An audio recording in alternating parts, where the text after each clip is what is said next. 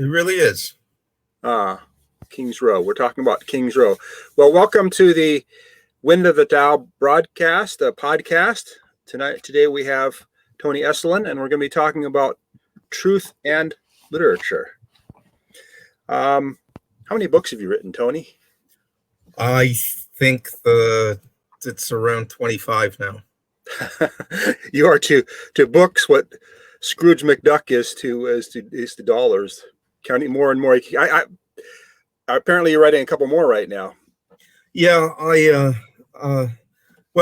book is coming out that I wrote last year, finished a little less than a year ago, on the prologue to John's Gospels, the first 18 verses of the Gospel of John.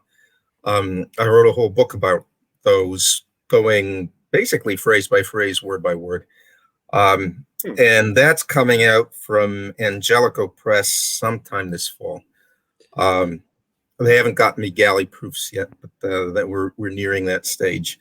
And I'm writing for Regnery a book that's we're not sure if we've decided on the name, but I think the phrase "no excuses," no excuses, no apologies, is going to be in the title somewhere. And it's a book about, frankly, it's a book about manhood and masculinity, and why. No apologies for being male. No apologies for it. I mean, without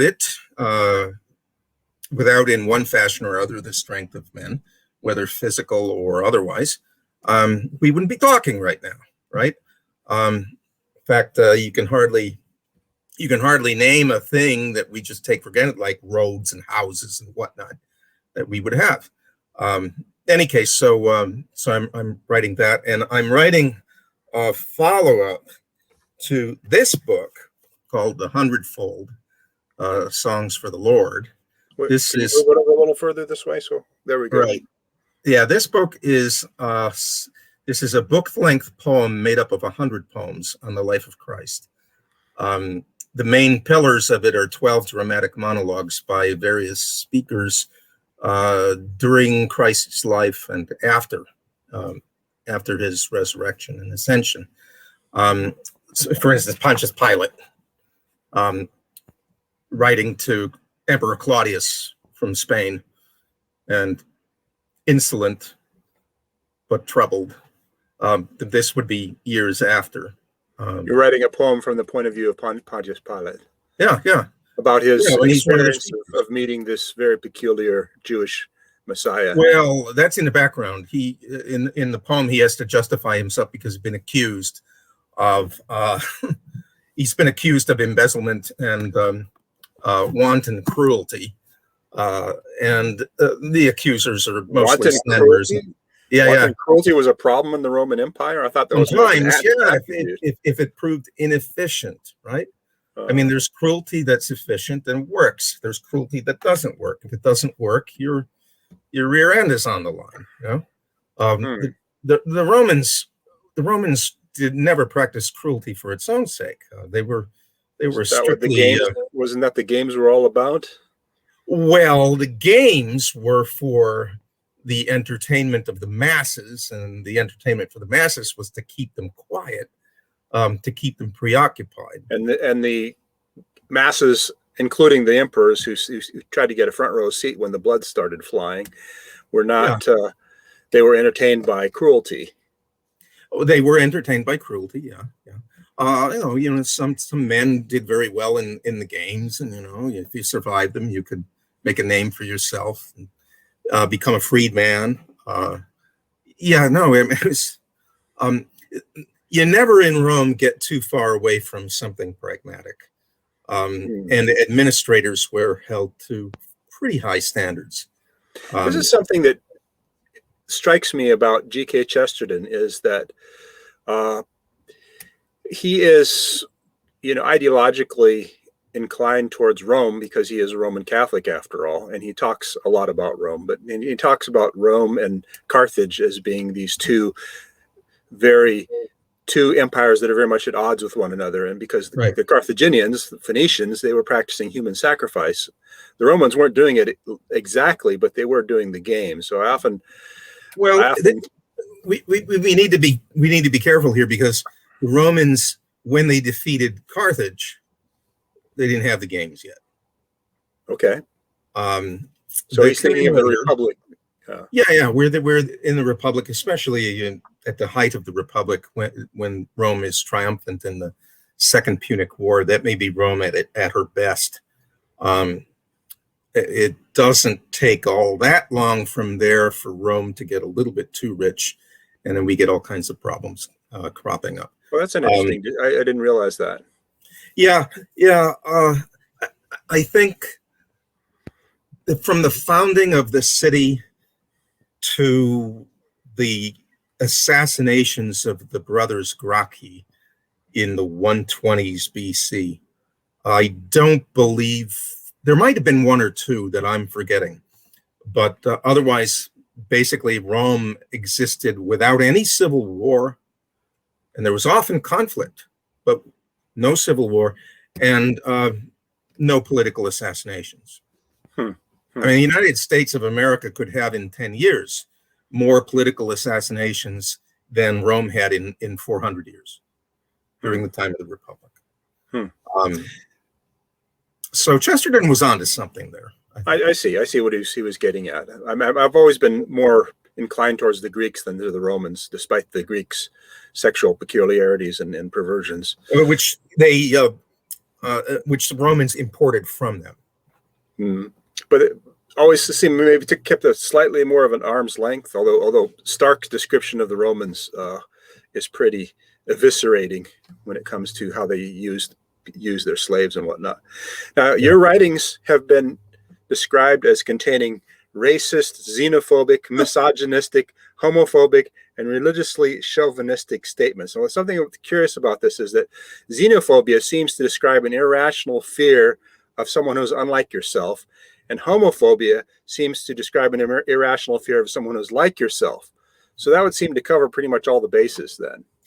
All it means is that at Providence College, where I taught for 27 years, people who never even bothered to read books, frankly, written before the day before yesterday, and including a group of rather vocal students, they were angry because I don't subscribe to the latest instantiation of the sexual revolution, and because I defended the teaching of the great works and achievements of Western civilization over the course of the last 4,000 years. And that's very strange to be accused of xenophobia when at the time I could read 9 or 10 languages. I've increased that number a little bit since. And I'm teaching works that come from all over the place. All kinds of different cultures are written in a wide variety of original languages, most of which I read, and use my ability to read or stumble around in order to bring things out to the students from the text that otherwise they would miss. A very peculiar definition. I mean, that's a strange xenophobe when you are basically immersed in other cultures all the time. Which I very much sympathize with that. That's kind of the way I've lived my life for the last 30 or 40 years also. And I've been reading a couple books together, which I've found very good companions. One is your book, Sex in the Unreal City. And here we are broadcasting from Greater Chaz, which is perhaps the most unreal of all unreal cities. And this book here by Mary Eberstad. Eberstad, yeah. Also endorsed your book on the back cover. Sometimes two books seem to go together very well, and these two books seem to really congeal into something interesting. Yeah, Mary has been remarkable when it comes to understanding just how badly hurt everybody has been by the sexual revolution, by the pill, and the revolution that is symbiotically related to the pill. That is, without the pill, there wouldn't have been the revolution. And the revolution is predicated upon the pill, right? I mean, The revolution would have got no traction except for the fact that people believed that they could have sexual intercourse without the consequence of a child. So she's really very good about that. She points out how how young people, I'm using her word here, have been immiserated by it, right? I mean, if you're trying to live what anybody, you didn't even have to be particularly religious, but anybody back in, say, 1940, any normal human being in 1940, 1950, believe would be a decent life. If you're trying to live that decent life, you have been immiserated. That is, you've been put in a completely false and bad position, right? I mean, you're not behind the 8 ball, you're behind 10 8 balls in a row now, and that should not be. Sometimes I think about this in the last several decades. Of course, the divorce rate in the United States has gone like this: out of wedlock birth, first among African Americans, then later among Hispanics and European Americans. Asian Americans just seem to be holding out pretty well so far, but maybe they'll be following us as well. On the one hand, we have the sexual revolution, and of course, through history, people have been fooling around. That's, but there are some ways in which we've kind of broken new ground in perversion and whatnot over the last few decades. On the other hand, we've also made some progress in certain other areas, such as no longer segregating the races and whatnot, and being less inclined towards racism, and maybe giving certain classes of people a little bit more freedom than they had before. So I sometimes think about C.S. Lewis's comments about how, each age has its sin and its crime, and yet you seem to see this age as particularly perverse in a lot of ways. Well, I think we're insane. If somebody actually asked me, somebody tried to pin me down and say, what do you think really is the principal sin of our time? I would not name lust. Okay. Much as the temptation is there, I mean, it's an obvious sin to turn to. I would name acedia, that is that spiritual torpor, spiritual sluggishness, the inability to delight in things that really should bring us delight. And that's what I try to do in a majority of my books, not in all, of course, was just to try to reintroduce people to the good and normal things, to the good and healthy and beautiful things, right? I mean, have we ever been in a time when men and women as groups take as little delight in one another as they do now? Well, and where can you turn in? You find women as group saying kind and appreciative things about men, or vice versa. Not there. And to that, there seems to be tied an astounding amount of loneliness. Yeah, seems to be the fruit of that. I'm working on a book called "The Case for Aslan," finding evidence for Jesus in the land of Narnia, and in one of the climactic chapters of that book, I have what's her name? Ibram Kendi, Robin DiAngelo, J.K. Rowling, and Philip Pullman all converging on Chaz in downtown Seattle and deciding whether or not to cancel Aslan. And the representative of Aslan is Professor Kirk, actually. Come down through time. I'm not making great headway on this. This is not necessarily my forte, this sort of dialogue, but it's kind of fun to try. And I'm beginning to realize that that's really what Kirk is seeing when he looks out of the crowd in Chaz. There's a whole lot of lonely people. Yeah. Well, you know what? I've called it the lonely revolution, and I'm hoping that the phrase is getting some traction, because that's what it's been. It's been a revolution in loneliness, and I'm maybe almost the youngest person that you will meet that still has strong memories of how that revolution was sold to people. It was not sold as a matter of excuse me, a matter of individual rights. It was sold as a social thing. This was the selling point. If we break with the mores of the past, we will be a happier society. Men and women will love one another better. We will have stronger families, right? There will be more delight in each sex for the other.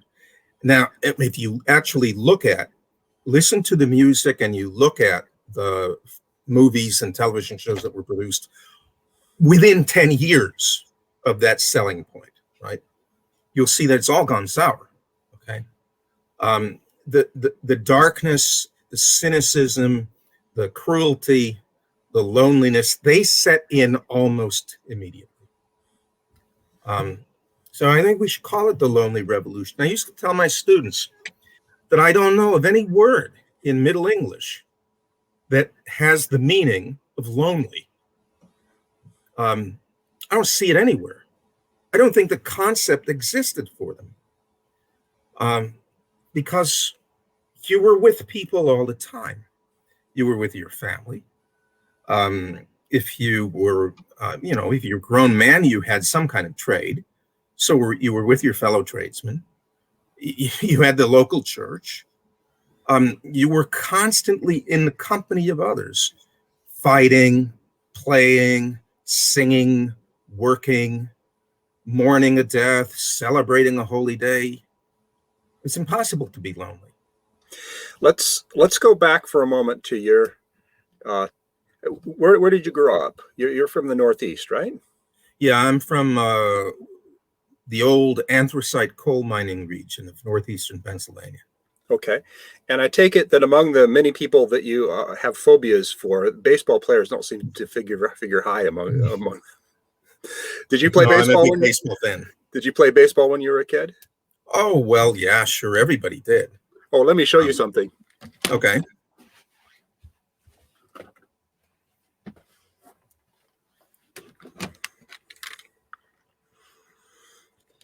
This is my baseball glove when I was in Little League. Huh. My father brought it to me when I was 8 years old, I believe, and I'm still using it. Whose signature is on it? Well, my name here, David Marshall. The reason that this is blanked out is because another boy stole my baseball glove, and my dad went over to his house and talked him out of it and got my glove back. So this is one of my favorite. Ball player's name on the inside of the glove, though, because they were often. No, this is my name, and then room 210, which was my room in sixth grade. But this is one of my favorite mementos of my father, actually. He was much more patient and kind than I was. I probably would have just yelled. So how is it that how did you come to like books? That's a funny question. You know, my family, both sides of my family, my grandfathers were coal miners, and, they didn't own anything. They lived in kind of hardworking poverty. I owe a lot, I suppose, to a traveling encyclopedia salesman. Sold my parents a set of old World Book encyclopedias back before they were politically correct and nasty. They were totally wholesome. So they bought them for me in 1964. I was 5 years old at the time. I taught myself to read.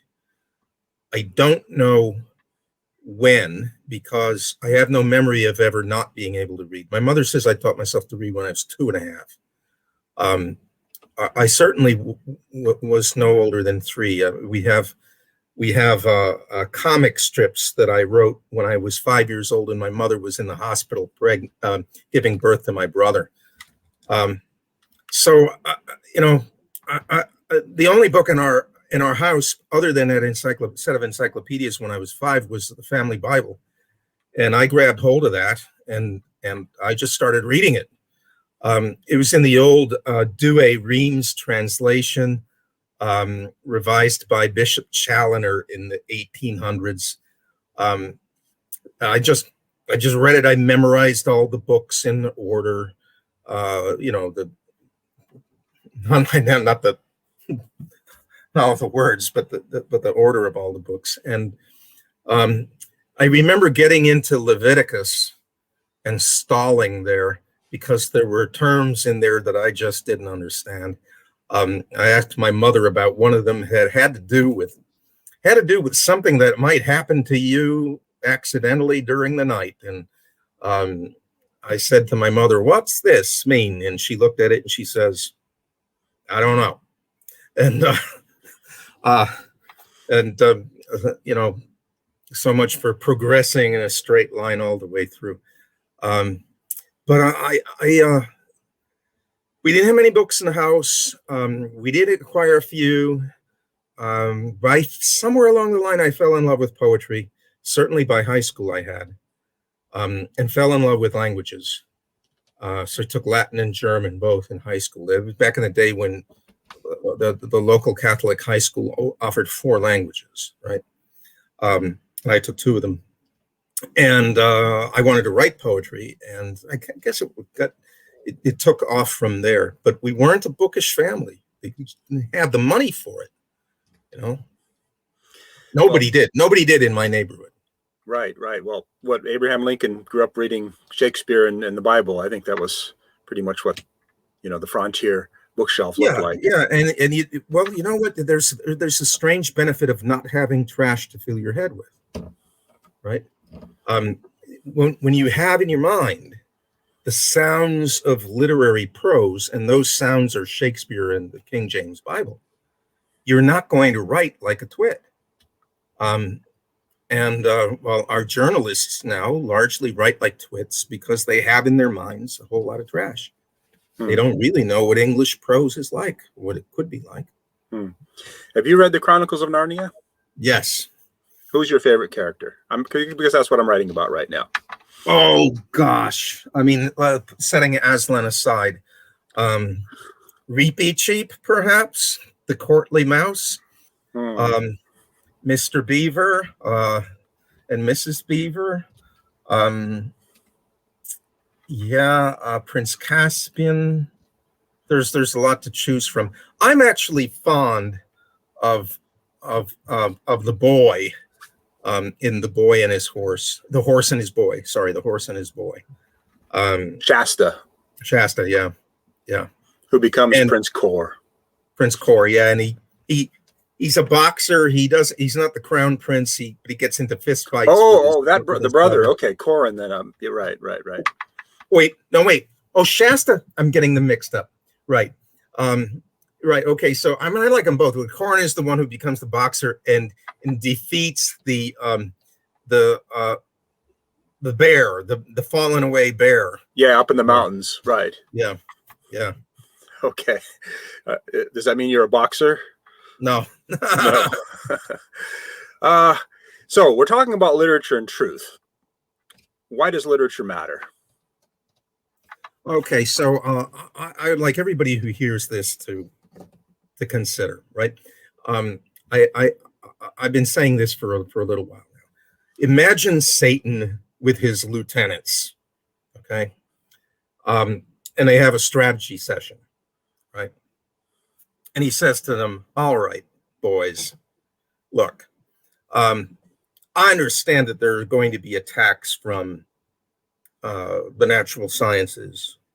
There are going to be attacks from bad philosophy coming from this direction or that, bad theology, all right? And certainly, I have already assigned to certain companies, right, the attacks to be mounted from those directions. But understand this. Those are diversionary. The principal attack is on the imagination. Get the high ground of the imagination. That's it. The war is over. That's because these puny human beings here, they don't reason particularly well. But in any case, even when they do reason well, they are moved by the imagination, by their passions, rightly ordered or disordered, as we want them to be disordered. If you control the imagination, then you control them. That's the driver. We take that hill, we take that mountain, then it's over and we have victory. And so I tell people, if you are allowing the demonic that we now get on all sides, from mass entertainment and mass schooling, if you allow that to form the imagination of your child, then forget it. It's over. I mean, if you think that a homily on Sunday and a pretty good Sunday school class or a pretty good, theology rap session, if you think that that's going to hold the line, after that dam has burst, then you're just fooling yourself. Have you read, maybe you haven't read this particular book, but there was a psychologist who wrote a book called The Uses of Enchantment. And his thesis was that the Brothers Grimm might seem rather grim. They can be rather gruesome. There's a little bit of cannibalism here. There's baking a witch in an oven there.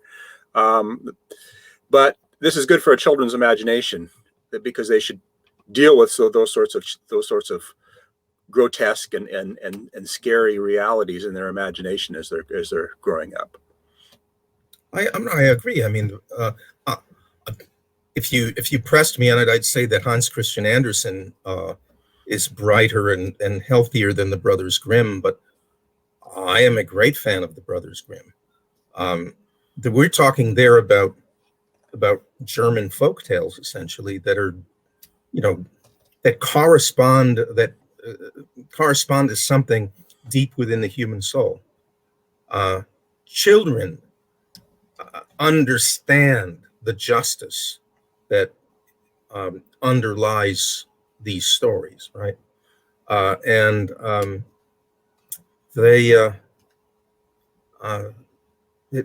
Justice. Justice, yeah, justice. They like to see the bad guy get theirs. Yeah. The wolf has his belly filled with rocks. The evil witch has red shoes put on her feet, and she dances until she dies. There is a Jesuit by the name of Ronald Murphy who wrote a book about the Brothers Grimm, and his thesis was that they're actually very Christian stories. They didn't just take the raw German tales, but actually transform them into Christian allegories, one could say. Are you familiar with that idea? I'm not familiar with this work, but Germany, we don't really have all that much German literature, if any. I mean, all the German literature we essentially have is post-evangelization. So when we're talking about folk tales, we're already talking about the folk tales of a people who have been worshiping Christ for centuries, right? And there may be some very distant or deep substrate of a pagan story underneath that, but it doesn't really matter. Well, Murphy's idea was that Wilhelm Grimm did it very deliberately, and he went back and he looked at Wilhelm Grimm's Greek New Testament, and he found him emphasizing certain verses which would, cohere with the idea of truth. Even in the story of Snow White and the Seven Dwarfs, where you have the owl, the raven, and the dove resting by the grave of Snow White, who represents the soul, he argued that these represent the Greek, the Hebrew, and the German cultures. And he was basically saying that, all these cultures have beauty in them, have good in them, and they can't save us. That takes the prince to actually do the salvation work. Oh, that's interesting. Yeah. Well,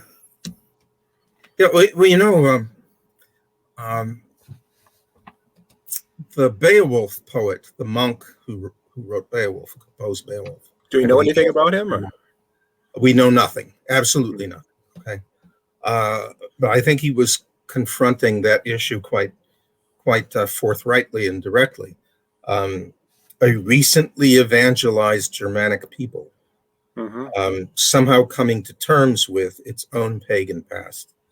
And not just pagan past, but its pagan present, because all you had to do was sail across the North Sea, and you would be among pagans. Hmm. And So when do you think Beowulf was written? somewhere in the 8th century, and somewhere, at a time when there were large segments of the Germanic peoples outside of Iceland, which that took a while, outside of Scandinavia, so south of Scandinavia and south and west of Iceland, a lot of Germanic peoples who had not yet been evangelized, but there Right. were a lot who had been recently evangelized. All the way down into the Mediterranean and northern. Yeah. So at that particular time when you could be in England, right, as a monk, feeding from the Gospels, and know that your own distant kin are right across the North Sea, and they're pagans. Okay, your own kin are part of this. All right, you got a foot in both worlds. Murphy also wrote a book about, what is it called, the Helion, the very early Greek or German gospel, which really describes that period too. The Savior, yeah. Yeah, and then another poem from that period that I really like is The Dream of the Rood. Oh, a splendid poem, a phenomenal poem. Yeah. The Vision of the Cross, for those our listeners who might be confused by the word rood, the Vision of the Cross. The speaker has a dream, the best of dreams, and in this dream, the cross speaks to him. And the cross tells the story of Christ's crucifixion. It comes to look very much like a Christmas tree. Yeah, well, if you look at it at the very beginning, it's wet with blood. But any of you look at it again, it's encrusted with jewels. And of course, it's both at once. Now, do you like gardening? Well, I do a lot of it. My wife likes it. Okay, we got eating anyway. Well, Plato talked about, or maybe he's channeling Socrates. He talked about a farmer taking care of young plants, and he said that when you begin to grow plants, you need to water them really well or otherwise the sun will dry out their roots. You need to get the weeds out. You need to protect them. And then later on, they'll be able to grow by themselves. And he was using this as an analogy for how to teach children.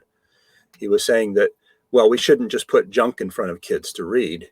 We should give them good stories. Now, we might disagree about what stories Plato thought were good for children or not. Right. What can literature do to help nurture young sprouts? What kind of stories should they read?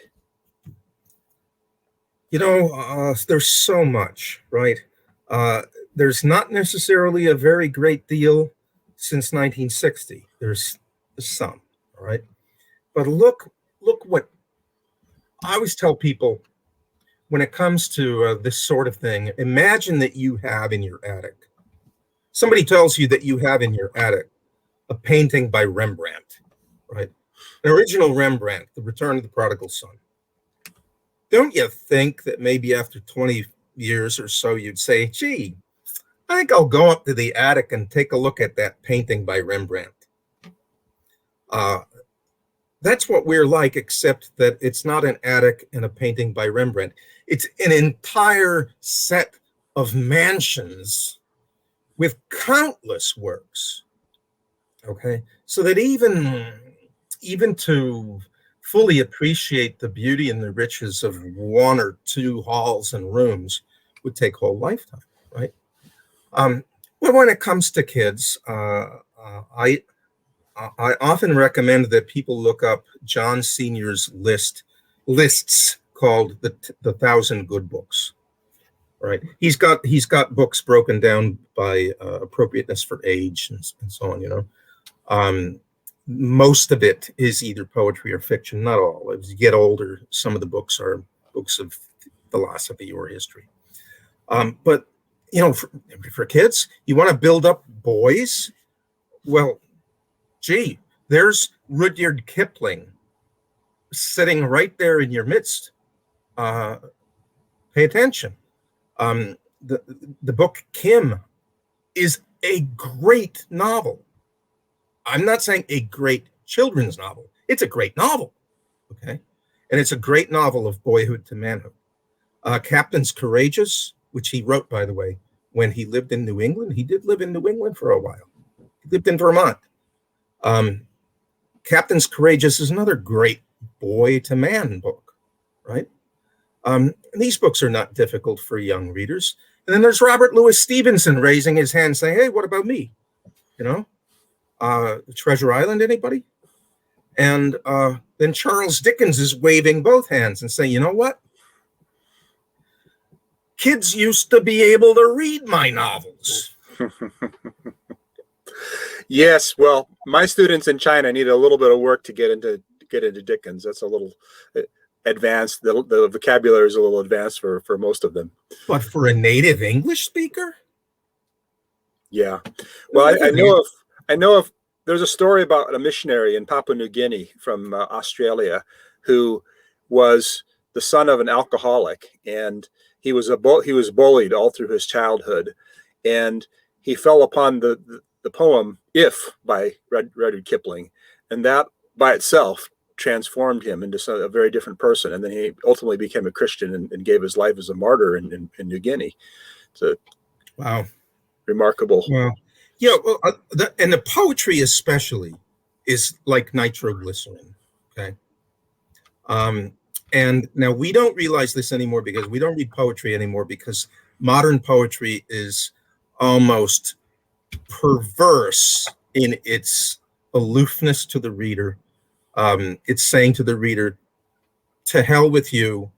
You can't understand me. I want it that way. Look how profound I am. But it's almost impossible for people to imagine that poetry used to be for everybody. I often tell of this anecdote, right, that I read in one of my copies of the Century magazine from around the 1880s. I collect old magazines, right? And a man was recalling an incident from his boyhood.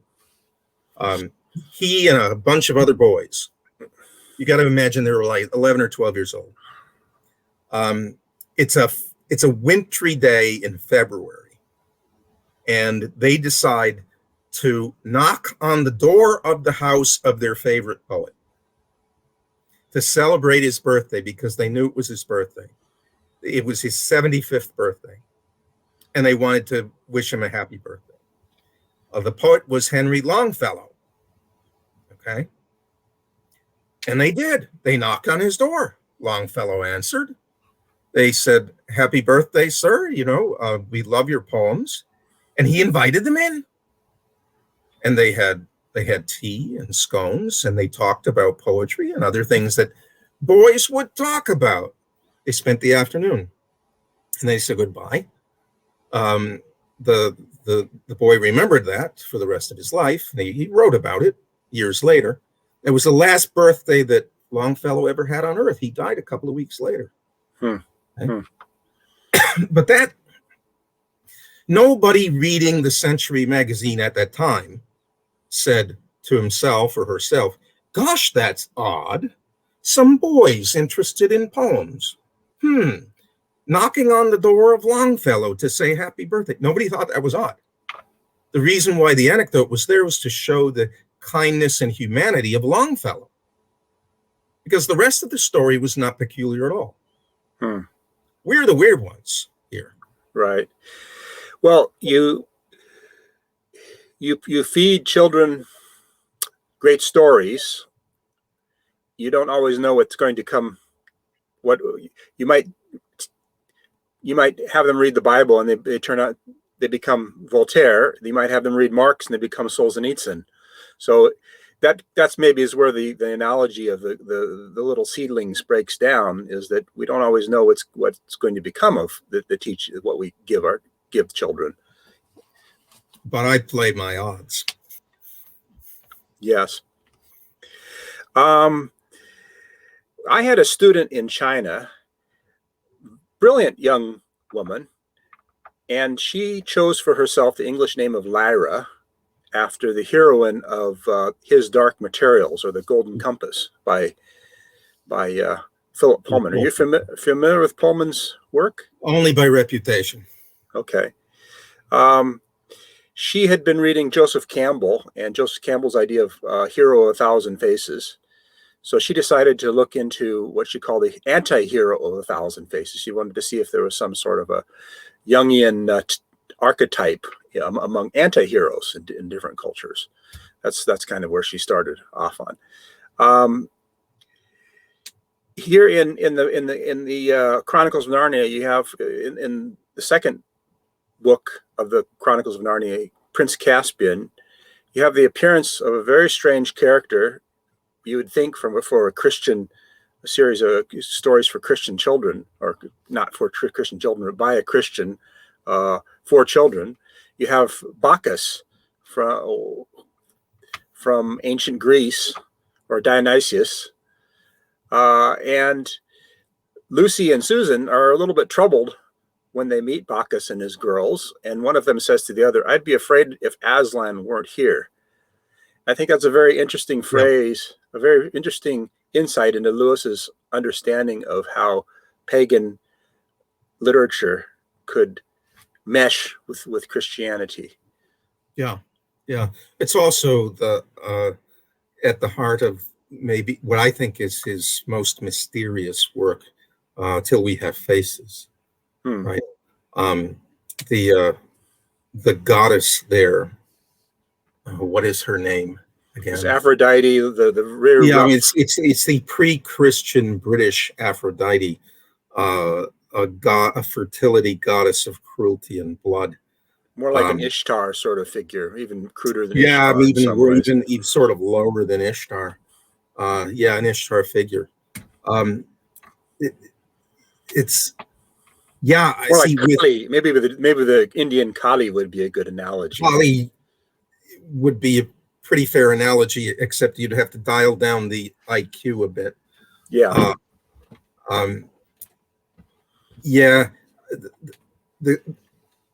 Lewis, and I mean, Lewis there is running a little bit counter to his own personal temperament, right?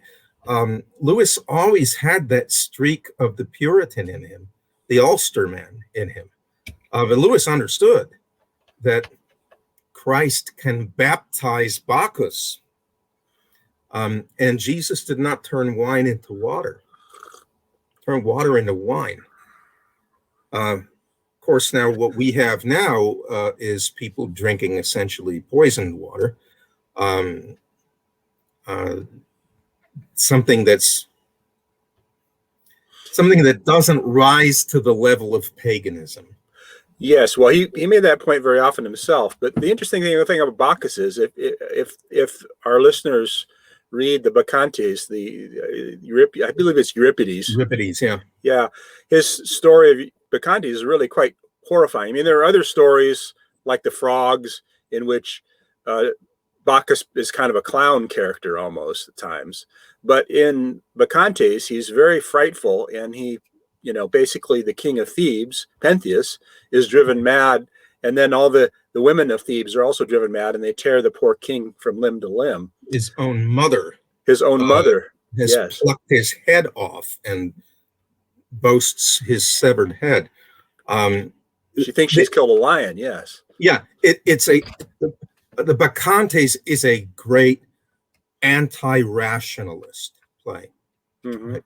I mean, if you think that you're going to build a society based on pure, cold, detached, supposedly masculine reason, all right, you're a fool. You're a fool and a babe in the woods. You're Pentheus, and Bacchus is going to take his vengeance on you. Okay? And it seemed like in 2020, Bacchus took his vengeance on us. Yeah, Bacchus is taking his vengeance. Well,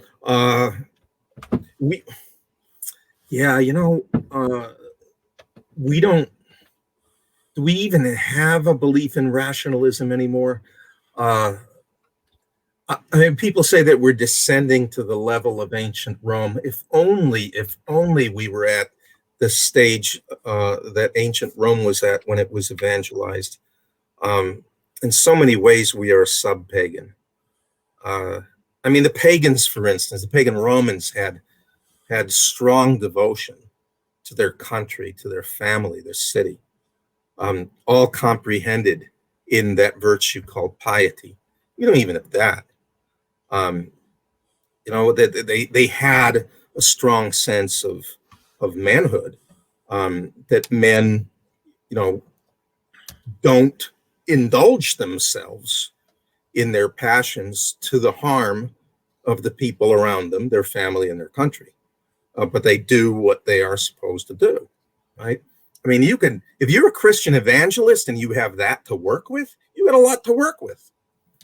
Well, it seems like there was quite a bit of indulging when it comes to slaves and people who were beneath you.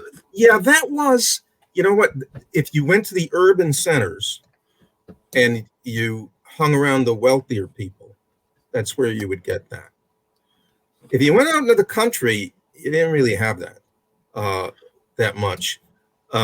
So, for instance, the word for redneck in Latin, the word for hillbilly, is paganus, from which we get our word pagan, right? Because they were the hardest to evangelize because they were the most traditional. They were the most conservative in their ways.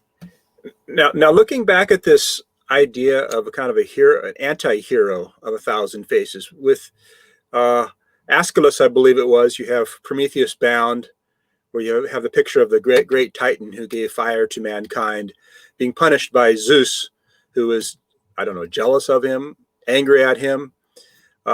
He's being chained in the Caucasus Mountains, and an eagle or a vulture is coming and pecking his liver every day.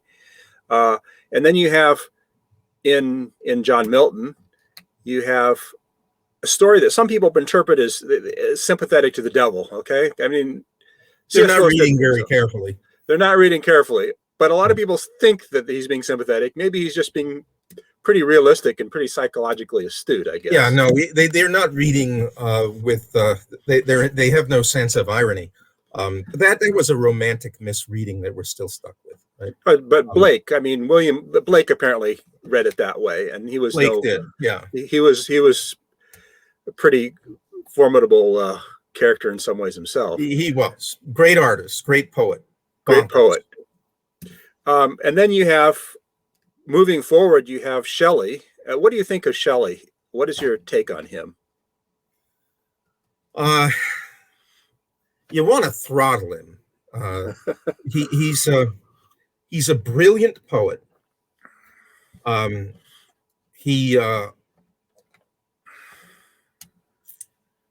It's hard to say that he was a wicked man, although he did plenty of wicked things to his wife. Yes, you didn't want to be his wife. Yeah, open marriage, so to speak. And he had set himself against Christianity as a religious faith. He did not set himself against the person of Jesus Christ as he saw Christ. Mm-hmm. He did believe, this is typical of the time, the winds of change, they were coming from the West, looking to America, frankly, and Washington. And it was going to blow liberty across the continent, right? He hated Wordsworth for having grown more conservative in his middle age. Thought of Wordsworth as a traitor, but basically what happened to Wordsworth is that he grew up. He and Coleridge grew up, and Shelley never grew up. He didn't have time. He didn't have too much time, but he didn't grow up. The younger of those, the youngest of the three poets, Shelley, Byron, and Keats, John Keats, was almost certainly too shrewd an observer of human nature. He came from the lower middle class, and he was not going to be fooled by any progressive ideology. It's I mean, Lord only knows what Keats would have become. I think he was twice the poet that Shelley was, and 5 times the brain. Well, I won't ask how much more of the man he was, because there's He but was then the you have, better man. then you have both C.S. Lewis and Karl Marx have very high esteem for Shelley as a poet. Yeah. And where you have two people so different as Marx and Lewis agreeing on something, you have to think there must be something to it. But well, Marx is an ideologue. He's going to love the poetry for its ideology. I think Lewis loved the poetry because it's grand poetry. My right, students read Prometheus Unbound here at our Catholic college, Magdalen College, and they were floored by its sophistication, its rhetorical thunder, its sheer greatness. But he's wrong in so many ways. I mean, is he glorifying Satan?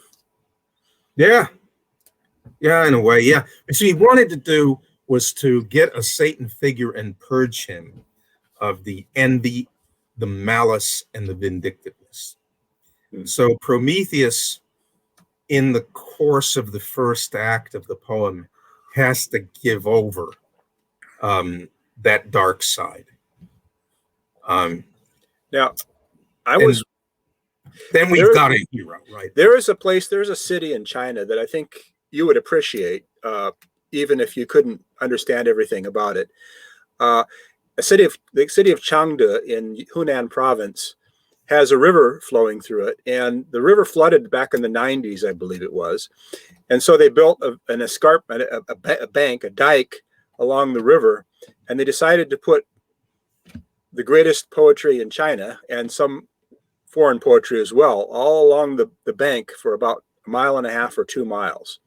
So you walk along the bank. There's about 50 feet from the river to the wall, and it's a wall just of poetry. And does this poetry precede the 20th century also? It goes back to before Christ. This is the poetry. Well, I wouldn't have expected it from the Red Chinese. That's Mao wouldn't have done that. Well, Mao was not entirely. I mean, he was a bit like Shelley in a sense, because he built mostly on foreign ideology, but he also liked things in China, and he was a fan of some aspects of Chinese culture as well, even though he tried to destroy so much of Chinese culture. Yeah. Chinese culture is more complex than is sometimes appreciated. It's generally thought that China has 3 main religions traditionally: Confucianism, Taoism, and Buddhism, but it actually has some other threads. And one of those threads is a revolutionary thread, and Mao built upon that. And this is the point. I was walking along the wall and looking at the poems, and one of them, it stood out to me, not by the content, but by the flair of the writing itself and how it transgressed the boundaries of normal Chinese poetry. It wasn't quite within the marks, the lines. Oh, that's Mao. From all these poems, I recognize it just by his calligraphy, but also by his style. Mao wrote the poem. Mao is a very well-known poet, actually. And I've heard people who, I know a woman that I worked with, her grandfather was a general, and he was killed in one of the purges in front of his family. And so she had no reason to love Mao, but she still appreciated him as a poet. Wow. Yeah, I mean, look what we got instead of. Yeah, never mind. Well, no, Joe Biden's not going to write any great poetry. I'm sure of that, but he didn't. He's not going to conduct a cultural revolution. Well, there was a cultural revolution last year, so I guess I shouldn't say that.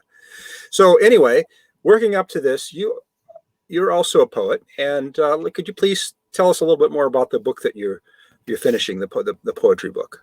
Well, the book that I'm going to talk a little bit about, the book that was published a couple of years ago, called The Hundredfold. All right. And if you are afraid of poetry, you don't have to be afraid of this. I don't write in free verse. I write to be understood. I write to be understood by everybody. Okay.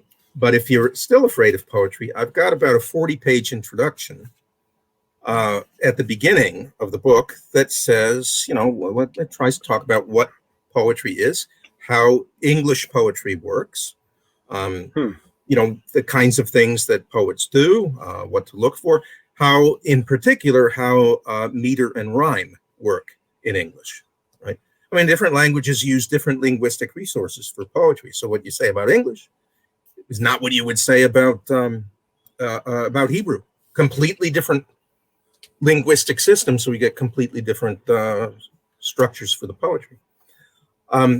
It's called a hundredfold after the verse from the Gospels that where the seed falls on good soil, it will produce 30-fold, 60-fold, 100-fold. There are 100 poems in it, but it's all really one poem. There's 3 kinds of poems in it. There are short, usually short lyric poems, all written in meter and rhyme. And each one of those is preceded by a verse from Scripture. So the poem is a kind of commentary on that verse or an application of that verse, or somehow the verse illuminates something in the poem. And those are largely spoken from my own authorial point of view. Okay. And they can have to do with our own times. All right. Then there are 21 hymns.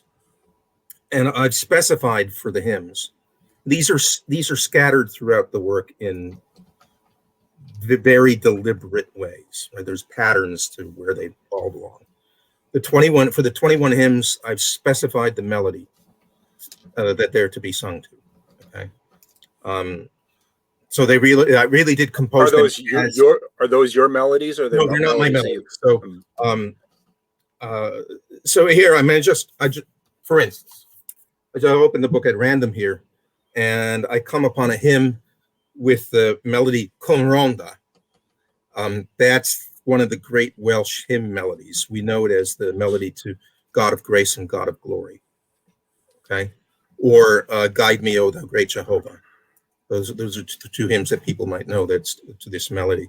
If you've ever watched the movie How Green Was My Valley, you'll hear that melody in it. So the stanzas fit that melody. In this far-off land of famine, gentle shepherd, come to me. I have wandered from thy plenty. Sands and bones are all I see. Son most faithful, let me ever feast with thee. Let me ever feast with thee. Leave me not upon the journey, halt and lame and like to fall. Hold my arm when I shall tremble, when the thieves and death fall. Stand beside me, at the final trumpet call, at the final trumpet call. Break the bonds of flesh and darkness, thrust to hell the powers of night. Shower thy living grace upon me, God of God and light of light. Lord and conqueror, let me praise thee in thy sight. Let me praise thee in thy sight. Amen. Thank you. So there are 21 of those. Okay. And then there are 12 monologues, dialogues, or letters. Basically, you've got a speaker or speakers, usually one, a couple times 2, in a dramatic situation. So this is a form of dramatic monologue as a genre of poetry. Let's suppose, okay, you are, for example, for one of the monologues, let's suppose that you are St. Peter and you've just denied Christ, right? The crucifixion has taken place, but it's before Easter. It's that terrible night when he goes out and he weeps bitterly. All right, you're Peter. What do you say to yourself? All right. That's the dramatic situation. What do you say? All right. Or or you're an old man. You're a grandpa. And you're telling your 2 rather mischievous grandsons a story. In fact, you were that kid that the Apostle Andrew noticed. Andrew, who seems to have been a very friendly guy. And he says, kid with Lord, the I don't fishes? know if it's going to help, but this kid here has some bread and some fish, not that much. Couple of fish and 5 loaves of barley bread, but what's that? So let's suppose that you were that kid. Had to be somebody, right? You were that kid. Only it's 50 years later, and now you're grandpa, and you are a believer in Christ. Your whole family is a believer in Christ, and you're telling your grandsons the story. Okay, what would you say? How does that go? What's the kid even doing there in the first place? Well, if you know what page it's on, could you read that? It's a bit long. Okay. But yeah, I mean, it would take. I could read one of the monologues. It would take a full 10 minutes or so. Okay. I could read one if you want. If you have the time. I have the time. I don't know if you have the time. Yeah, I have the time. Whatever you think is most. Well,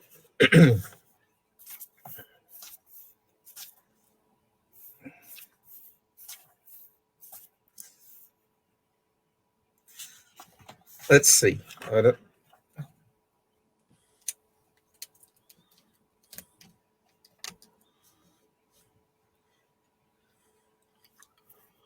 I'll try to pick one that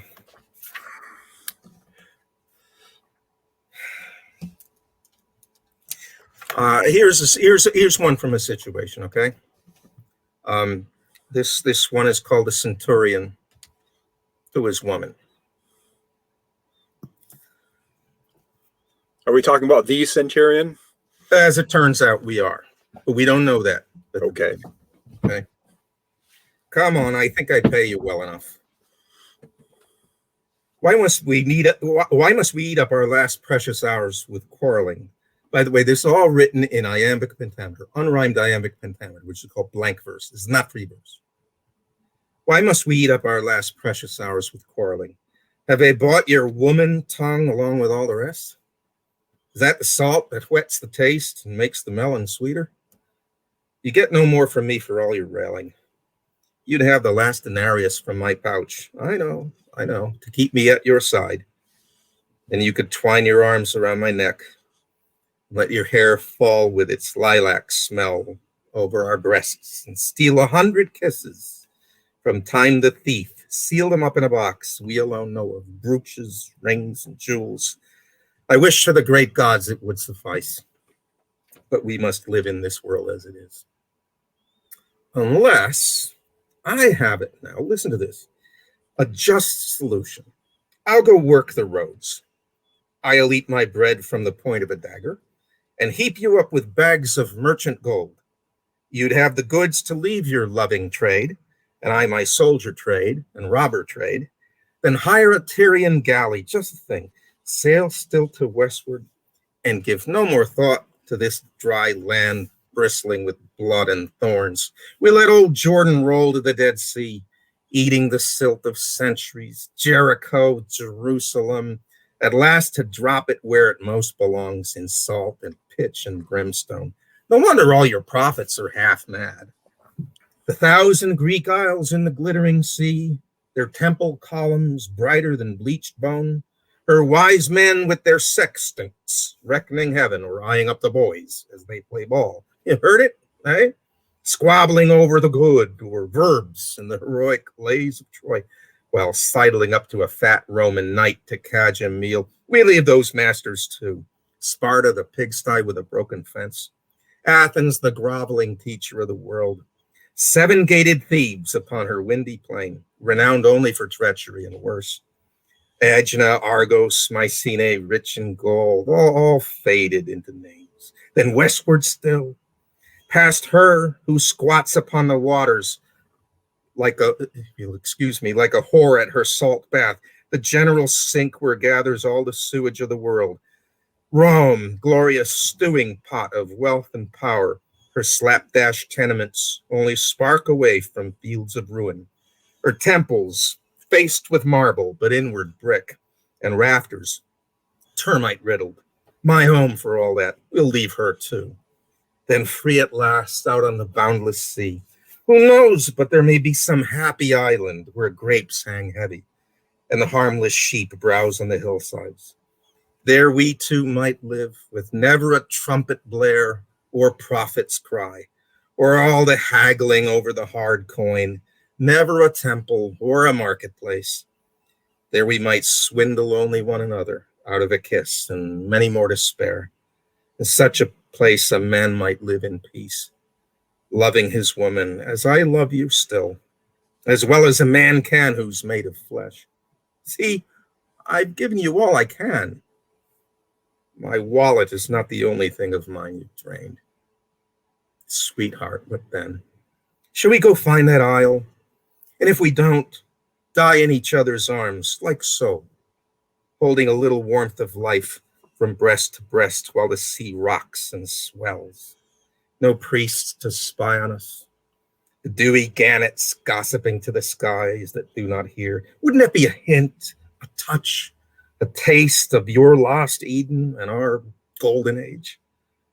There, I have teased a smile from you at last. One smile from you is worth 1,000 words, even if the smile is sad and dashed with salt. You tell me I have duties, and I know it. Manhood and labor, learn from me, my son. Good fortune you can learn from someone else. So spoke our hero, may the heavens blast him. And I've assumed that saying as my own, though the fates blessed me, love. They bless me now in you, my only fortune. But your thoughts turn to another woman, I can tell. Bold as you are to doubt my truth and love. Bold then to take up arms for her sake, too. Confess, I've never said a word against her. I see her in my conscience, pacing our modest house floor with the parquet tiles, the fountain silent in the atrium, and our small son with owl eyes looking on. She is a pale Penelope, and I a burly and resigned Odysseus. But no young man will beg her hand in marriage. She sends no prayers to the all-napping gods that her dear husband one day might come home. She knows I will come home. I always do. Call it the Roman in me, duty, habit, the wheels groove in the road, whatever it is, I will return to her and leave you here. Your life, too, will go on. The soldier fights on a full stomach or his sword falls flat. The lover and the woman of the world, they fight so. You must take care for yourself. What new robe will you rob some merchant of, dickering with my riches? Red, my dear, silk from the east, dyed as in royal blood. Oh, I know my pay won't be enough for that. We've squeezed the juice out of the eastern cities, and what's the gain? Sacking a German camp thick with the dung of oxen and stale beer, or harrying Berbers to their watering holes. I give you what I can. And should some fool scion of Abraham come a-calling, eyes swelled with the hopes of youth, to ask your hand, then you must never give me a passing thought. No, you must do your duty, as I do mine, and take care for yourself. And only send the shadow of a memory now and then my way, whatever that may be, if any. I should rest easy if it could be so. See, I have wandered round about the world and found it mostly empty. But this love, this I have not found empty, though not full. Why spend your money for what is not bread, your labor for what fails to satisfy? So does your prophet cry, and I agree. Does that surprise you? I have seen the crowds follow like starving dogs the desert man whose words sting like a fire, as if his steps made sudden waters spring and shoots of green to slake the soul. You too were in the crowd. I saw you, love. He stood, how shall I say? I have seen many a consul play the mob, but this man, what they thought or did not think was nothing to him, as if grass should ponder when the sun shines. And I have seen the statesman curl his lip while the foolish people cheer. But this was worse than that, more terrible. This was a love of souls yet to be born, such souls as yours and mine. He was a door thrown open into another world of fire, or cool, sweet water gurgling from the rock. And I, even I, had he commanded me to take this sword and thrust it through my heart, there was one moment I'd have done it as easily as you pluck a soft pink peach and let its sweet juice trickle down your lips. I'd have followed him to hell and more, followed him into dreadful paradise. That moment passed like lightness in the head, and I saw only a knuckle-calloused son of royal David in a shabby robe, telling of lilies, mustard seeds, and ravens, a king and no king, and the reign of God like my lost island glimmering in the sea. But when you draw near, just a trick of light, deserts of water round you, not to drink. The prophet's business is to tell the future, lining his words with lead, to sink them farther than plummet ever sounded. So he earns bread for his belly. And the soldier statesman lifts all men's eyes to scan some cupola of future glory, while he heaps in secret block upon block of power mortared with blood. So for his belly, this man is not so. He promises to roll the Jordan back from the salt sea to its sweet spring, to God, to bind up all the wounds of our past years and make us children, fresh-faced, sweet and pure, as if we could creep back into the womb. I, never a man of blood, and you, no woman. Even the gods, they say, are bound by time. My destiny is etched into my flesh, my years carved in the characters of war. Here at the arching of my chest, you see one white streak, white like hatred, where the swift lance of a Dacian sheared me sidelong. Him I paid back in good coin and sat his corpse naked against a tree. I took my knife and carved my glory good and deep. Here sits the Dacian lancer, he who thought to best a Roman at his business. His head sank limp to his shoulders like a flower half cut. Then came a woman with her pleading eyes, and they were beautiful, and I was Roman. Tell me how I can cleanse my years of that, or fill the gouges in my flesh. No, dear, the gods too have their morning and their evening. The sun will set on Zeus and all his tribe, and the winds scour Olympus down to sand. It needs, my love, I can remember how clear your flesh was when I knew you first. I know you bear the scars of my poor love. There is no creature in the world I love but you, and the slave boy I bought in Athens before they taught him their philosophy. He loves me with an eye and heart so clear they rinse and wring my conscience, I the soldier, so that I stand abashed. I wish some God would sweep him in his innocence from the world before he catches our disease. Yet, God, take me not at my word. If you should die, woman of Israel, the full moon would seem a specter on the sea. If he should die, I would not want to live another day. That's not your God, I know, your secret God without a name, without a human face. No beard with copper curls, no falcon eye glowering down on mankind born for trouble, no chin clear as Apollo's when he came commanding from Olympus, arm outstretched to quell the centaurs at the bloody feast. No scrap of the divine furniture, my dear. Where can I grasp this God? I understand blood, let from the barbarian's breast in battle as I parry the axe, thrust my sword home to the heart. Oh, if only you could see me arrayed in the royal red of warrior deeds, smoking to heaven in the wintry morning, reeking of human rust, the sharp red smell of manhood dying. Maybe then you might think that I have seen something small of life. And maybe not. The gods, were I a tribune, the procurator, or the god himself, I mean our emperor who has got the piles, something about your God would make me seem an old campaigner with a crooked back whose belly laps over his belt too much, gentle as soldiers go, cursed with a wife too quiet for treachery and a spindly son. Just one more man in the long train of men, born, grown to pimply youth, taught in a world of war and family life and harlotry, another customer. Am I more than that? I don't know how to wrestle with your God. Can it be other after all these years? Aren't we aimed like arrows to our end? You will go hear this prophet. So will I.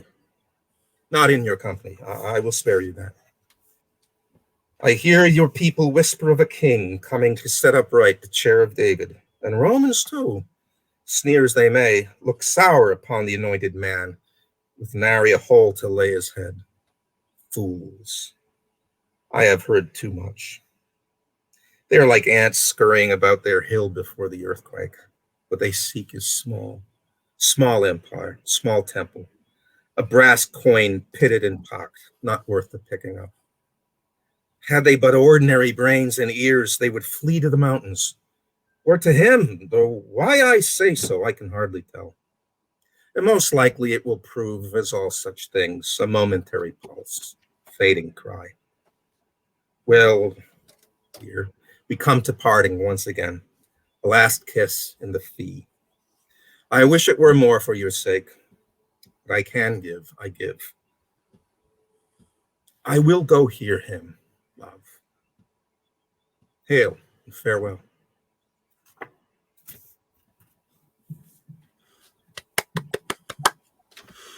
It's a complicated fellow in a complicated situation. And that's what you can do with that form of poetry. Yes, and it comes alive. It comes very much alive.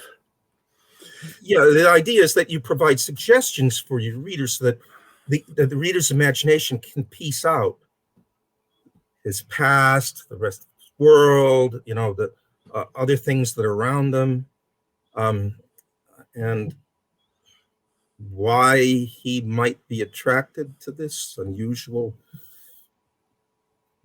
carpenter who's now preaching. Two final questions. Yeah. Sometimes I fantasize about C.S. Lewis getting a hold of My True Son of Heaven, how Jesus fulfills the Chinese culture, and reading it, and then coming over, well, to the Eagle and Child, if possible, and talking about it with me. When you write poetry like that, or after you having written it, what poet of the past would you like to have read it and talk about it with? Well, that would be either one of the two masters of the form. The two that I owe the most to in that particular kind of poem. That would be Alfred Tennyson and Robert Browning. I'd like to have the great master himself, Mr. Browning, come and say, "Hey, fella, that's very interesting what you've done. Have you been reading me?" Yeah, I've been reading you. I've been reading you, and I'll tell you something else. In our ungrateful and rather stupid time, almost nobody who graduates from any of our schools even now recognizes your name. And yet you were one of the greatest of our poets. Where should I start? Where should I start with him? Oh, well, start with the dramatic monologues. The a couple of the most famous ones. My Last Duchess is a tour de force. It's a very short poem. A rather malignant duke is trying to get the count to permit his daughter to marry him, and he's speaking to the count's ambassador and showing him a portrait of his previous wife and talking about that previous marriage. And it's extremely cunning and malevolent. To tell you the truth, I've only begun really reading poetry for the last 10 years or so. It's, all right. It's something that I wasn't taught when I was young. So the downside is I don't know it, and it's not in my bones. The upside is I got to read all this great stuff. Yeah, but the upside is that you've got all this wonderful stuff. You've got treats in store. Another poem that our listeners might be interested in, well, a couple that have specifically to do with Christianity. One is it's a rather tricky poem called An Epistle of Karshish. And it's a letter written by an Arab physician to his master and teacher as he makes his way through Palestine he's writing a journal and sending letters back to his old teacher. And as it turns out in this letter, he has met somebody whom some previous physician with methods that he's not aware of raised from the dead. So this physician speaks to Lazarus. I will look those up. And he's writing about the encounter to his old teaching literature and creating textbooks of literature has been a learning experience for me. You have to learn in order to teach, as Confucius said was the case with him too. So I'm in good company there. My last question is, yes. So you've referred several times to the dust and ashes of into which Western culture has fallen. You are also a co-contributor to the Third Education Revolution. You were very kind to allow us to use one of your essays in that book. It was kind of the climactic essay in the book. And I wrote 2 chapters on the same subject in the same book. What do you feel like people who love this old literature can do to contribute to the rebirth or the regeneration of a culture that is in disarray and has gone down to the grave in some ways? Yeah, and below the grave too. Back to Ishtar again. We've got it right. We've. I mean, it's like saying, well, how do we revive interest in our musical heritage of the last 500 years? Well, you sing it, you listen to it, you learn to play an instrument, you find somebody who will teach you how to appreciate it, because the links have been severed, right? We're no longer in a time when cab drivers in Milan might get into loud arguments about who the best prima donna was in the opera. Okay, that those times are past when this was really part of ordinary people's experience in some fashion or other. Well, the Buddhist Thich Nhat Hanh compared modern young people to hungry ghosts. Yeah, that's great. Because they had lost connection with their past. Yeah, that's a phenomenal image. It's a frightening image, but I think frighteningly accurate. Next thing is you got to get those kids out of those schools. I've told people, but I'm absolutely serious about this. There's, other than the bad socialization that goes on, I mean, other than the cruelties, the indignities, and the social madness of our schools, there are only 2 things besides that are wrong with our schools. Everything the kids somehow I think they're going to be rather fundamental here. Yes, and everything they do, everything they learn, and everything they don't learn. Right, everything they don't learn and everything they do. That just about covers it, doesn't it? Yeah. What do you expect from this utterly poisonous atmosphere? You expect you're going to get healthy people out of that? I've now been teaching at the college level since 1985. And I mean, I can tell you that my college freshmen be very nice kids with, naturally endowed with brains. But if I asked them, for instance, who John Milton was, okay, I got a class of 20 freshmen at Providence College, and Providence College did not get the typical freshman. They got a lot of kids from pretty good high schools. Right, this is where I taught for 27 years. Now I'm teaching at Magdalen College of the Liberal Arts up here in New Hampshire. Great school. But I would ask a class of 20. I just want you to tell me if you recognize this name. You don't have to tell me anything about him. I'm going to tell you up front. He is an English writer. You just tell me if you recognize the name. I say John Milton. And in a class of 20, 3 or 4 kids raised their hands. The author of the greatest poem in English, and 3 or 4 kids raised their hands. I ask Alfred Tennyson. Nobody raises the hand. Maybe I get one. And I think that Laura Ingalls Wilder's mother, when Laura was 16 years old, and I think they were living in South Dakota at the time. So they're out in the boondocks. They're in the middle of nowhere. Gave her a special birthday present and hid it in a clothes drawer. And it was a book of the poetry of Alfred Tennyson. Okay. That was then. Everybody knew Tennyson. Everybody knew Tennyson. Dickens, when he came to the United States, taking his show on the road, because he would perform the characters from his novels on stage. The line to get into the theater in New York City on his first day was 3 or 4 miles long. Right?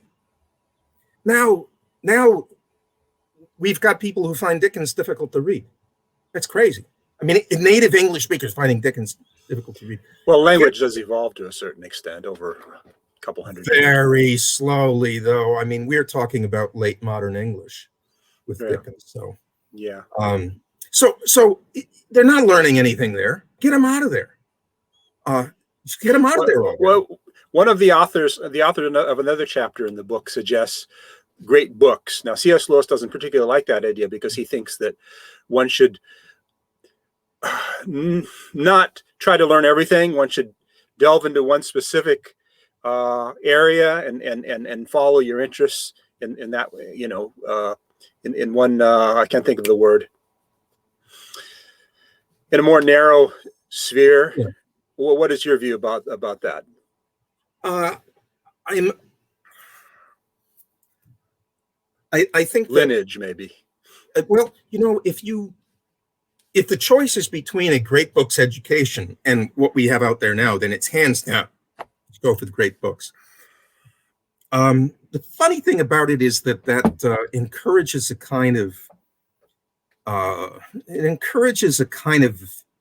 unhistorical approach to things. You know, you're reading something because somebody said it was great.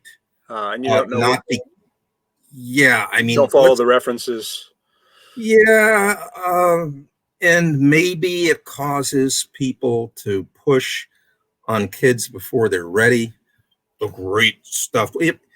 That's why John Sr.'s got his list of the 1,000 good books. Who is John Sr.? John Sr. is a great Catholic writer about education, passed away some 25 years ago. But the list of the 1,000 good books is a very, very fine list. I don't agree with it entirely. I would make some changes, but it's a great, great list. And it's divided into categories for little kids, for older kids, and so on. I sometimes fantasize about starting my own school, so I've given that a little bit of thought also. Yeah, well, you know, if you think that if you're afraid to keep your kids at home and teach them at home, that's nuts, right? I mean, look, for a pittance, you can have a library full of works of literature that it would have turned Thomas Jefferson green with envy, right? It doesn't really cost a lot. You just have to take the cell phone and shoot it and bury it 7 feet in the ground in the backyard. There is some of that, yeah. Yeah. Well, Tony, it's been fascinating, and I really appreciated your reading your poetry to us. I hope it was understandable. I hope it didn't turn to mush in the head. Well, you probably can't just read a poem once and get it first time around, but I understood most of it, and I'm sure other people did as well. I mean, poetry is supposed to be read more than once, isn't it? Yes. But it's also supposed to be read out loud, at least. And that is how Lewis defined literature, basically, was something that literary people like to read more than once. Yeah, that's a good definition of it. I mean, the books are like your old friends, you know. I'm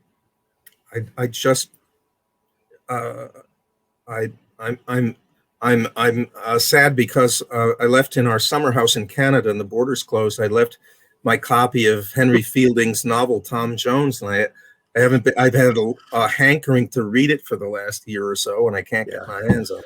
Well, I'm surrounded by all of my old friends as well, along with my baseball glove. and the dinosaur fossils, the language I cannot read. What's that? the characters of a language I cannot read. What does it say on the banner Oh, behind this is you? something you might be interested in. This is from the Tao Te Ching by Lao Tzu. Oh yeah. And this is one of my students in China that did this calligraphy for me. Shang Shan Ro Shui. The greater virtue is like water. And what did he mean by that? You could say that it's flexible. You could say that it's like Jesus of Nazareth, who went to the cross to save mankind from the sins of the world. The fellow that I wrote my doctoral dissertation on actually made that thesis that Lao Tzu was seeking after a savior like Jesus, and many of his descriptions of what's the word? Not blessed are the poor in spirit, the mercy of the meek.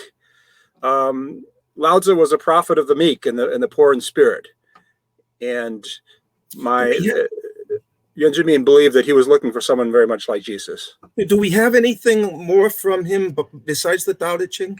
No, and there is debate about who actually wrote the Tao Te Ching too. So Lao Tzu, in a sense, is a title. It's basically basically means whoever wrote the Tao Te Ching. Lao Tzu means old master, basically. So his family name is traditionally thought to be Li, but whether or not that's true, and there are people who said, this is several people, they pieced it all together. To me, it hangs together pretty well, but some people debate that. And there is Yuan Jimin, the person that I wrote my doctoral dissertation on. He believes that Lao Tzu was a theist, and he makes a very good case for that. And I think there's actually more evidence even than he didn't describe, which I bring up in my I wonder dissertation. if Matteo Ricci read the Tao Te Ching. Well, I'm sure he did, but Ricci was a little bit turned off by the Taoists because Taoism had split into religious Taoism and philosophical Taoism, and it was the philosophical Taoism had part of the truth, the religious Taoism had another part of the truth, like Clement of Alexandria said, and they were very much at odds with one another. And what Ricci came into contact with was mostly the religious Taoism, which was very superstitious and lots of occult and whatnot. So he was very much turned off by that. And he concentrated on the Confucian school. But my argument in my dissertation is actually that as fulfillment thinking in China developed down through the centuries, each school began to broaden their sympathy towards Chinese culture. And later thinkers like James Legge, for example, and certain other people brought in Lao Tzu. James Legge said that one of the people that he taught, that he brought to Christ had been a Taoist monk living up on a hill on a mountain, which I visited in Guangdong province. And he said he was the person that was most prepared for the gospel of anyone he'd ever met in China. And that was through reading the Tao Te Ching. Have you ever read Kipling's novel, Kim? I started it. I didn't finish it, to be honest. I'm going to recommend it very highly to you because you know what the premise is, that an old monk from China is seeking this mythical river, and he adopts the boy Kim, or the boy adopts him. The boy ends up protecting the old man more often, but the old man is entirely pure and innocent. And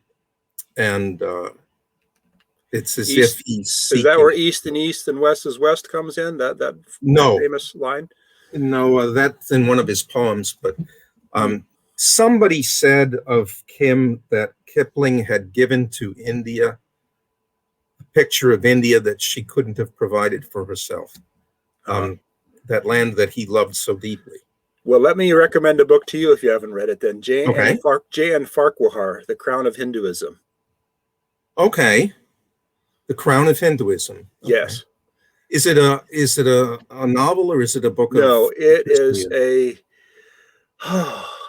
anthropological, sociological survey, history, religious thesis. The Crown of Hinduism is Jesus Christ. Wow. it's an incredible book. It was written. One of the fascinating things about it is it was the first of 2 volumes that he wrote. The second one was Modern Religious Movements in India, and at the very end of that book, he brings up an interesting figure that he had heard of by the name of Gandhi. Ah, So, for most people, they think Gandhi, oh, he's the savior of India, but Farquhar recognized him as the very tail end of a religious evolution that started with Jesus of Nazareth and his followers coming to India.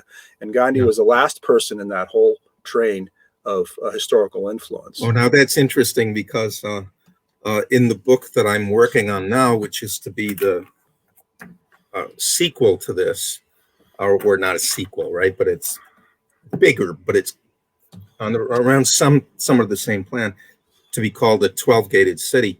One of my dramatic monologues of the dialogue is between the elderly Apostle Thomas and a young kid on the banks of the Ganges. And they are talking about Christ, waters, right? Priests and warriors and so forth. Well, there was also a Jesuit priest in India. I don't remember can't think of his name at the moment. Oh yeah, Adaptation was the book that he wrote, and it's a very fascinating argument for introducing the gospel through Indian culture.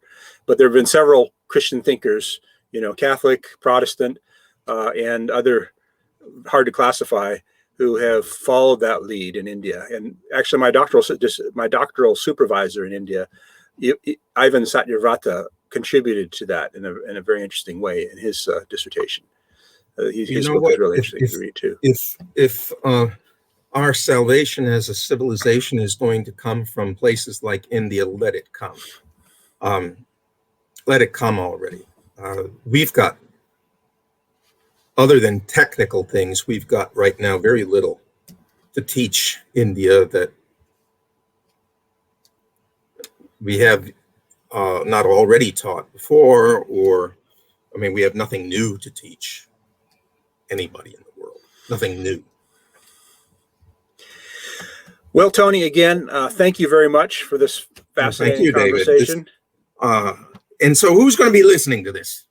I don't know. I'm going to have to figure out the technical side of it, and then I'll, let people know about it. I put it on 3 sites, and I don't know if that has made it available or not. I'm not very technical, but it's the first person that I was on this podcast was Michael Behe, and then Wynn Corduan, who is a religious scholar, a very interesting scholar of religions. And so far, we've gotten really interesting people on here, and I hope we can continue that and have some good conversations. My father-in-law passed away last year. He lived about 35 miles away from where Behe teaches, and we go there constantly, right? We're in this neck of the woods. I have never met the professor. I haven't met him person to person, but I've interviewed him a couple times, and to me, he's the most interesting of the intelligent design folks. Because, he's got some very clear and interesting ideas. And anyway, well, again, thanks, Tony. And thanks, David. If you have, I'll advertise this and let people know about it. And hopefully a few people will read your book. I'll certainly follow your wife's advice. Let's see that cover again. The hundredfold. Okay. 100-fold. Songs for the Lord. Right. All right. Well, see you later. Talk to you later then. Okay. Thanks, David.